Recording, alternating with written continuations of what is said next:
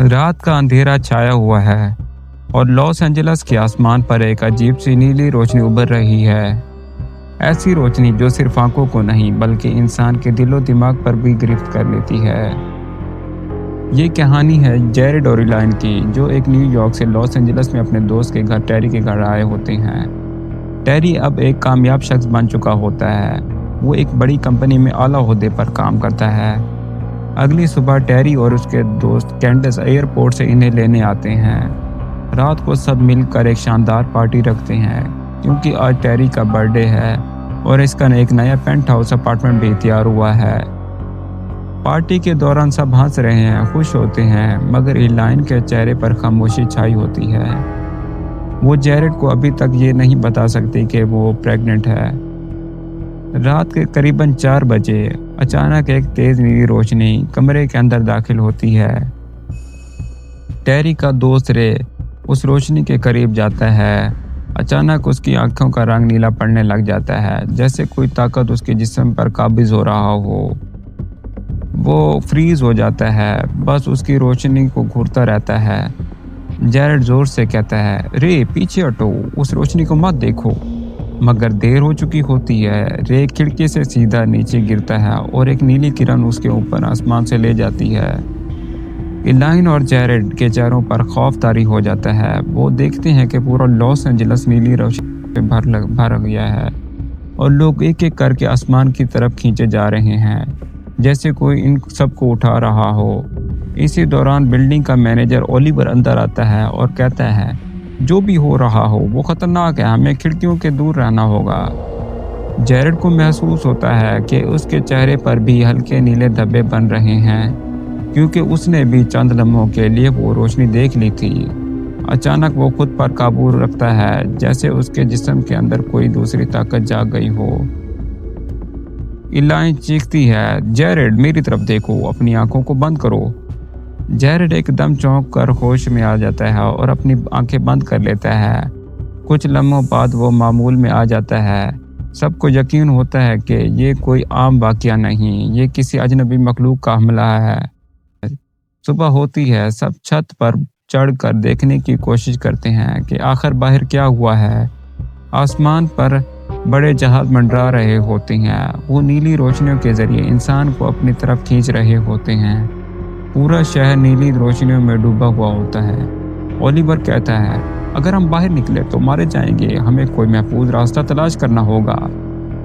टेरी फैसला करता है कि वो अपनी गाड़ी लेकर निकलेगा, चाहे एक ही मौका क्यों ना हो। इलाइन और जेरेड इसे रोकते हैं, मगर वो नहीं मानता। जैसे ही टेरी कैंडिस गाड़ी में बैठते हैं, आसमान से एक बड़ा साया उन पर पड़ता है। एक बड़ा जहाज नीचे उतरता है, जैसे ही कोई समुद्री देव अपने परों के साथ जमीन पर आ गया हो। वो मखलूक इंसानों को एक एक करके पकड़ रही है। गाड़ी फजा में उठने लगती है। टेरी और कैंडिस चीखने लगते हैं, मगर चंद लम्हों में दोनों नीली रोशनी में गायब हो जाते हैं। इलाइन के आंसू बहने लगते हैं। वो कहती है, वो सबको ले जा रहे हैं। जेरेड उसके हाथ में मजबूती से पकड़ता है और कहता है, हमें भी बचने का रास्ता ढूंढना होगा किसी भी तरह। ये इंसानों के लिए एक नई सुबह नहीं थी, बल्कि उनके अंजाम की शुरुआत थी। सुबह का वक्त है, मगर आसमान पर सूरज नहीं, सिर्फ नीली रोशनी दिखाई देता है। पूरा शहर सन्नाटे में होता है, जैसे जिंदगी रुक गई हो। जेरेड, इलाइन और ओलिवर और चंद लोग अभी तक इस इमारत में जिंदा हैं। सबके चेहरों पर खौफ साफ नजर आता है। ओलिवर कहता है, हमें ज़्यादा देर यहाँ नहीं रह सकते, अगर इन्होंने हमें ढूंढ लिया तो ख़त्म हो जाएंगे। जेरेड खिड़की से बाहर झांकता है। सामने वाली इमारतों पर नीले रंग की रोशनी गिर रही होती है और जहाँ ये रोशनी पड़ती है वहाँ के लोग गायब हो जाते हैं। अचानक आसमान से एक बड़ी आवाज़ आती है। फिर वो सब देखते हैं कि एक बड़ा हवाई जहाज़ इमारत के बिल्कुल ऊपर आ चुका है। इसके नीचे से नीले रंग की रोशनी निकल रही है। इलाइन घबरा कर चीखती है, ये अब हमें ढूंढ रहे हैं। ओलिवर सबको नीचे लेकर पार्किंग में चला जाता है। वहाँ खड़ी एक गाड़ी में वो सब छुप जाते हैं। जेरेड कहता है, हमें बाहर निकलने की कोशिश करनी होगी, यहाँ रहना खतरे से खाली नहीं। कुछ देर बाद वो देखते हैं कि एक बड़ा खलाई जहाज़ इनके बिल्कुल करीब आ चुका है। اس کے اندر سے عجیب مخلوق نکل رہی ہے، بڑی بڑی آنکھیں، لمبے ہاتھ اور دھندلے سے جسم۔ ایلائن کی سانس تیز ہو چکی ہوتی ہے، وہ آہستہ سے کہتی ہے یہ انسان نہیں ہے۔ اچانک عمارت کے اوپر دھماکہ ہوتا ہے، پورا بلڈنگ ہلنے لگتا ہے، سب چیختے ہوئے نیچے جھک جاتے ہیں۔ جیرڈ باہر جھانک کر دیکھتا ہے، اوپر خلائی جہاز سے چھوٹی مشینیں نکل رہی ہیں جو عمارتوں کے اندر جا رہی ہیں۔ وہ مشینیں لوگوں کو پکڑ کر اوپر لے جا رہی ہیں۔ اولیور کہتا ہے اگر ہم نے کچھ نہیں کیا تو ہمیں بھی اوپر پکڑ کر لے جائیں گے۔ جیرڈ ایک لمحے کے لیے سوچتا ہے، پھر کہتا ہے ہمیں کس طرح نیچے جانا ہوگا، شاید سمندر کے پاس بچنے کا راستہ ہو۔ نیچے پہنچ کر وہ دیکھتے ہیں کہ پوری سڑک تباہ ہو چکی ہے، گاڑیاں الٹی پڑی ہوتی ہیں، عمارتیں آدھی ٹوٹی ہوئی ہوتی ہیں اور آسمان میں ہر طرف خلائی جہازوں کی گونج سنائی دے رہی ہے۔ ایلائن دھیرے سے کہتی ہے یہ دنیا ختم ہو رہی ہے۔ جیرڈ اس کا ہاتھ پکڑ کر کہتا ہے نہیں، ہم ابھی بھی زندہ ہیں اور ہمیں لڑنا ہوگا۔ اچانک ان کے پیچھے ایک شور ہوتا ہے، ایک مشین ان کی طرف بڑھ رہی ہوتی ہے۔ اولیور فوراً ایک بند دروازہ کھولتا ہے اور سب کو اندر دھکیل دیتا ہے۔ وہ اندر چھپ جاتے ہیں، باہر نیلی روشنی دیواروں پر پڑ رہی ہے۔ روشنی اتنی تیز دیواروں پر پڑتی ہے کہ ان کے سائے بھی دکھائی دیتے ہیں۔ ایلائن آنکھیں بند کر کے دعا کرتی ہے۔ سب دھیرے سے باہر نکلتے ہیں، اوپر آسمان کی طرف وہی بڑے جہاز منڈلا رہے ہوتے ہیں۔ ایک لمحے کے لیے ایسا لگتا ہے جیسے وہ پیچھے ہٹ رہے ہیں، مگر پھر اچانک ایک دھماکہ ہوتا ہے اور نیلا دھواں چاروں طرف پھیل جاتا ہے۔ جیرڈ کو اچانک اپنے سر میں درد محسوس ہونے لگتا ہے۔ ایلائن گھبرا کر پوچھتی ہے کیا ہوا، تم ٹھیک ہو؟ وہ کہتا ہے پتہ نہیں، ایسا لگ رہا ہے کہ جیسے کچھ میرے اندر جا رہا ہے۔ اس کی آنکھوں میں ہلکی نیلی روشنی چمکنے لگتی ہے۔ ایلائن ڈر کر پیچھے ہٹ جاتی ہے۔ یہ حملہ صرف انسانوں پر نہیں تھا بلکہ ان کے وجود پر تھا، ان کے دماغ پر۔ کہانی اب اپنے آخری مرحلے میں داخل ہوتی ہے۔ عمارت کے اندر خاموشی چھائی ہوئی ہوتی ہے، مگر باہر آسمان پر جنگ جاری ہوتی ہے۔ خلائی جہاز اب زمین کے اوپر قریب آ گئے ہیں۔ ایلائن جیرڈ کے پاس بیٹھتی ہے، وہ دیکھتی ہے کہ جیرڈ کے چہرے پر نیلی روشنی ابھر رہی ہے۔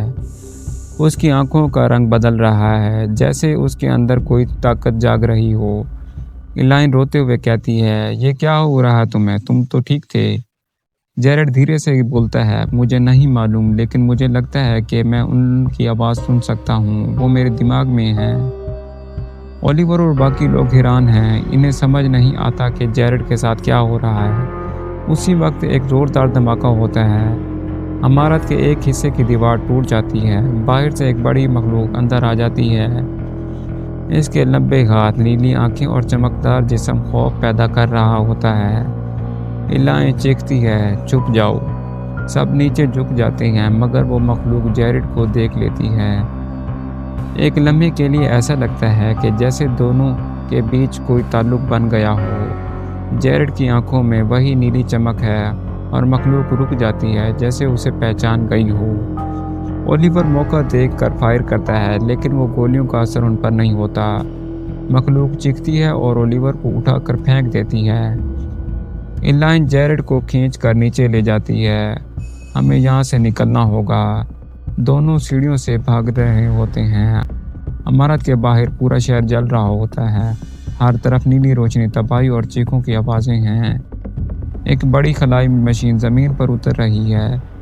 ایلائن کا ہاتھ جیرڈ کے ہاتھ سے چھوٹ جاتا ہے اور وہ چیختی ہے جیرڈ۔ اچانک ایک نیلی روشنی ان دونوں پر پڑتی ہے، دونوں کو آسمان کی طرف کھینچ لیا جاتا ہے۔ ایلائن اس کی طرف ہاتھ بڑھاتی ہے، مگر وہ دونوں روشنی میں غائب ہو جاتے ہیں۔ اگلا منظر خلائی جہاز کے اندر ہمیں دکھایا جاتا ہے۔ اندھیرا، عجیب شور اور ہزاروں انسانوں کی لاشیں جن سے نیلی روشنی نکالی جا رہی ہے۔ ایلائن ہوش میں آتی ہے، چاروں طرف مخلوق نظر آتی ہے، وہ روتی ہے جیرڈ کہاں ہو تم؟ پھر ایک منظر جیرڈ کی لاش زمین پر پڑی ہوتی ہے، لیکن کچھ لمحوں بعد اس کی آنکھوں میں دوبارہ نیلی روشنی چمکتی ہے۔ اچانک وہ حرکت کرنے لگتا ہے۔ جیرڈ اب انسان نہیں رہا، وہ ایک نئی مخلوق بن چکا ہے، آدھا انسان اور آدھا ایلین بن چکا ہے۔